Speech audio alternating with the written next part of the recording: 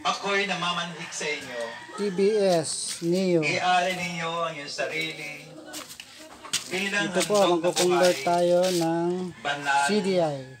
at kalugod-lugod sa Kanya. Ito ang karapat-dapat na pagsamba ninyo. May power sa siya. Huwag Ngayon, kayong ang problema niya, ng mundong ito. pag umiinit, namamatay, ayaw na mandar.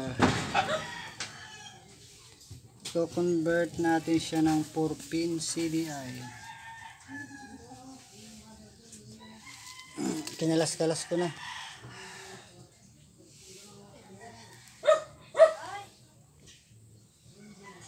TBS Neo XR.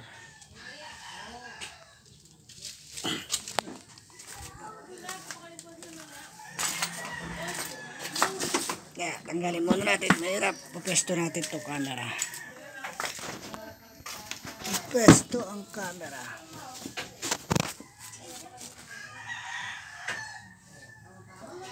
Wala tayong tiga-video ah. Walang tiga-video. Ah, hirap pag-isa.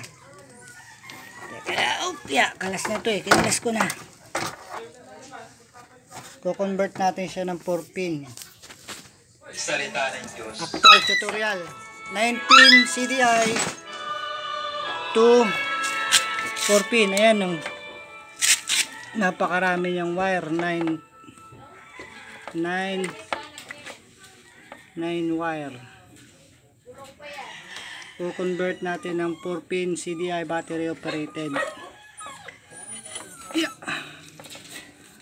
9 wire po yan. 9 wire. TBS Neo XR.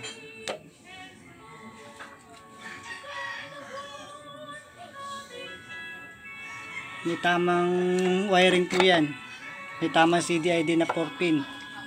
Hindi basta-basta CDI na 4-pin pwede. Mamaya po papakita ko kung bakit. Unahin po muna natin yung lipan para malaman nyo kung anong problema kapag paglipan CDI 4-pin, kung anong mangyayari pag yun ang ginamit. Saan ba natin napapwesto tong camera? Mabuting balita ng Panginoon ayon kay San Mateo. Papuri sa iyo, Panginoon. Noong panahon noon, sinimulang ipaalam na ni Jesus sa kanyang mga alagad Alat ah. na dapat siyang magtungo sa Jerusalem